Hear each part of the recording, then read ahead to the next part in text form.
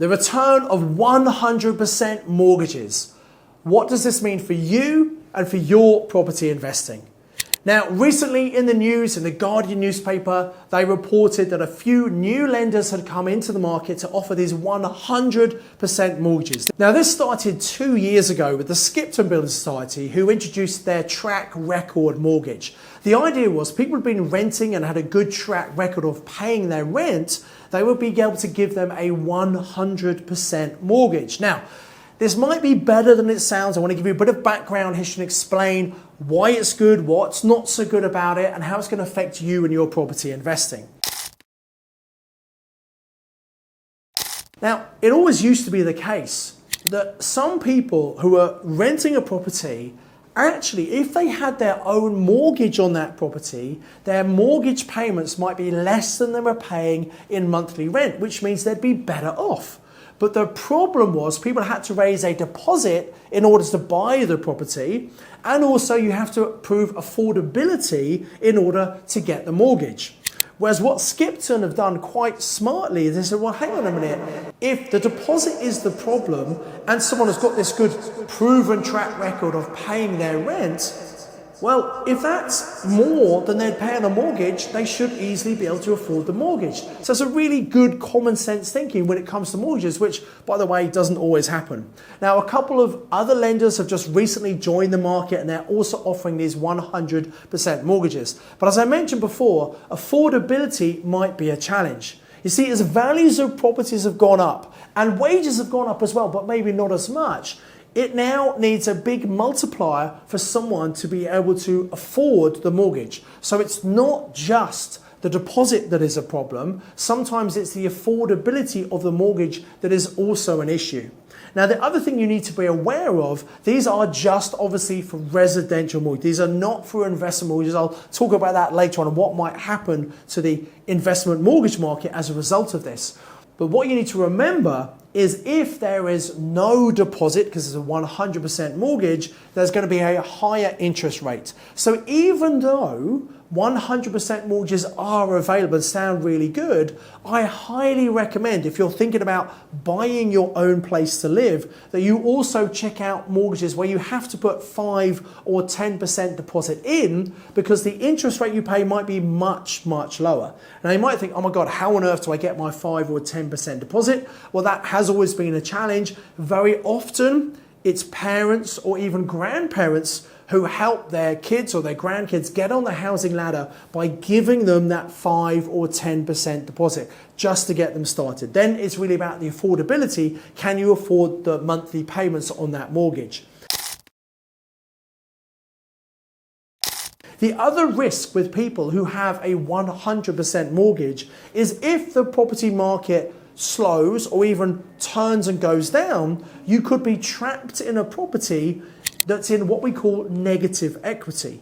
Negative equity is where the debt, the loan, the mortgage on the property is more than the value of the property. Let's say you buy a £200,000 property with a 100% mortgage, and then the value comes down to 190, the mortgage at 200, the value at 190, that's a £10,000 difference, 10,000 negative equity. For you to be able to move on from that property and sell it, you'd need to provide £10,000 to the mortgage company because you'd only get 190 from the sale of the property. So it's really important to understand. So if you're looking for somewhere short term for a couple of years, maybe a 100% mortgage is not a good idea. If you're prepared to live in a property for a long term, or maybe say, you know, we're going to live here for a few years and then maybe we might move out and turn it into a rental and rent to other people, that works. You just got to make sure that the rent you could achieve from that property would be enough to cover the 100% mortgage. So there are definitely some considerations to think about here, but I think generally this is a good move. This is a step in the right direction, and this will definitely help some people who want to get their foot on the property ladder. There are other ways of doing it as well. Instead of buying a property with a traditional deposit and getting a mortgage, you could always become what's called a tenant buyer. This is where you have a purchase option, a right to buy a property in the future for a price you agree today. and you pay a monthly option fee. You have a normal rental contract in place. So you are technically a tenant in the property until you actually buy the property, but you're slightly different from a normal tenant. You see, the reason a property owner or landlord might grant this purchase lease option to you is because they don't really want the property anymore. They want to sell it, but they recognize that right now is probably not a good time to sell that property. And so by agreeing to sell it to you in a few years' time, maybe at a price higher than they could get right now, but maybe lower than the future value if values go up over time, it's a bit of a win-win for everyone. And you also get the benefit of trying before you buy. There's no point in buying a property, moving in and realizing 6 months later, actually, we don't like living here. Now, I've personally used this strategy several times. I've owned my own house a number of times, generally given it to ex-partners, not a good investment strategy, by the way. And also, I've rented before I owned my own house, but I've been a tenant buyer twice. I had a property with a partner at the time. We were expecting maybe to get married to buy a property, and that didn't work out in the end. But we had this property on an option, and I'm really pleased we did that rather than buy the property and pay the stamp duty and put the deposit in, because after 6 months we realized actually we didn't want to live in that property, and we gave the property back to the owner. In fact, the owner was so happy with the way we looked after the property, we stayed in it for a period of time until he could sell it to someone else. We moved on, and then we eventually found the house that we wanted to buy. Right now, currently, I am living in a very large, very special property on a purchase lease option.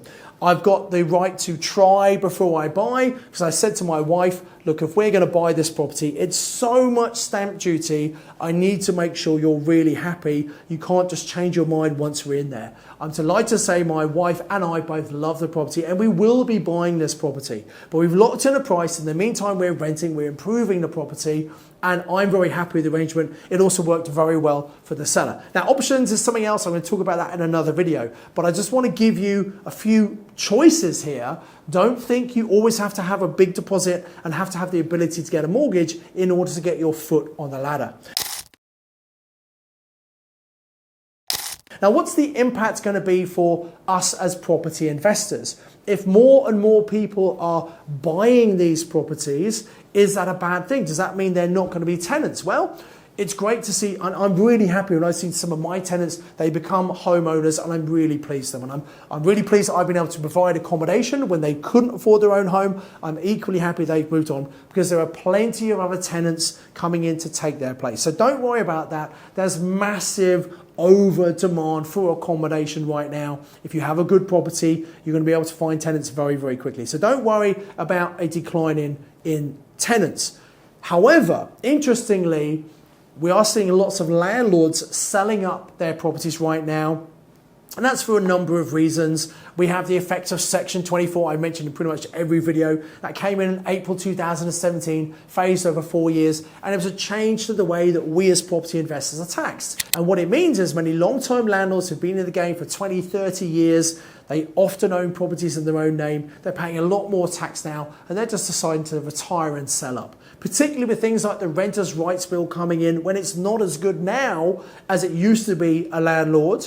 They're saying, you know what, I should cash in on this amazing capital growth. So more and more of those landlords are selling, which means there's a reduction in rental stock. So the supply is going down. And if some of those are bought by first-time buyers on these 100% mortgages, again, it means there's less rental stock available, which will generally cause rents to go up. So if you're in the property game or getting into the property game, that's a good thing, because rents are only going to go up over time. Now, we also need to think about affordability. Rents are already quite high, and we need to make sure that our tenants can easily afford to live there. We don't want them to get into difficulty. We don't want them to default on the rent. So affordability is a consideration, but I'm not concerned about people leaving the rental market to become homeowners on these new 100% mortgages. In fact, I think it's a good thing for them, and it's going to help the supply and demand in the market for rental long term as well.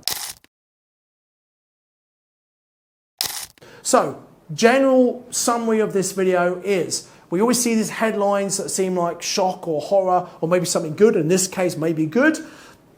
Remember, affordability is still going to be important for the people getting those 100% mortgages. I don't think there's going to be too much of an impact, but I think it's a good thing to help home buyers. And that's also going to stimulate the property market, which means generally property prices are going to go up, which is good for homeowners and us as property investors as well. What I will say is I believe things like this are going to be contributing to the fact that I believe the UK property market is going to be going up by the end of 2025 and certainly at the beginning of 2026. Now I see conflicting reports, different lenders are saying different things at the moment. Some lenders saying the property market is going down slightly, some are saying it's going up. You know, on average I think it's pretty stable. It's obviously different in certain areas. But the long-term trend in the UK, we do not have enough accommodation. We have an increasing population, long-term trends for rents and also values going up. So I would recommend you want to get active now. The next 6 months, the rest of 2025, is going to be an incredible time to buy property as long as you know what you are doing. So educate yourself, plug into your local property investor network meeting. If you're not sure what to do, if you need to build your contacts, come and do some of our training courses. We can help you accelerate your learning. Watching YouTube videos like this is a great idea. Listening to the Property Magic podcast is a great idea. But there comes a time where you need to put a stake in the ground and decide to invest in yourself before you invest in property, to get the specialist knowledge you need to help you avoid the expensive mistakes that many people make when they're trying to do it alone. Or the biggest mistake people make, they're interested in property, but just because they don't quite have enough knowledge, because they've got doubt, they've got uncertainty, they don't move forward and buy that first investment property, which is a huge mistake because they never get onto the investment property ladder. The first property is always the hardest. And you might have lots of properties watching this. I'm sure you'll agree with me, the first was the hardest, and people still make mistakes. But you can reduce the mistakes, you can speed up your success, you can accelerate and speed up the time you get to the point where you replace your income much, much quicker by learning how to do it properly. It took me 8 years to replace my income, doing it very much on my own. And yet some of my students have done it in 8 months, because they follow a step-by-step process. So if you want to accelerate the process, you want to get results much quicker, minimize mistakes, maybe you should chat to one of my team. And below this video, there's going to be a link for you to book a call with one of my team to give you a strategy consultation to help you understand where are you now, where do you want to get to, what's the gap, how's the quickest way for you to get there. It's completely free of charge. We used to charge £500 from offering a money-back guarantee. Right now, we're just testing doing them completely free of charge. So it is a first come, first served. And if you book in a date and don't turn up, we're not going to give you a second chance. So come and click on the link below, come and secure that consultation call and help you understand how can you move forward quickly with your property investing. In the meantime, I hope you enjoy some of the other videos on this YouTube channel. If you like this video, please like it, please subscribe to the channel and hit the bell icon to make sure you're notified anytime a new video comes out. I want to take advantage of that completely free strategy consultation call to find out how you can accelerate your property investing journey. Until next time, invest with knowledge, invest with skill.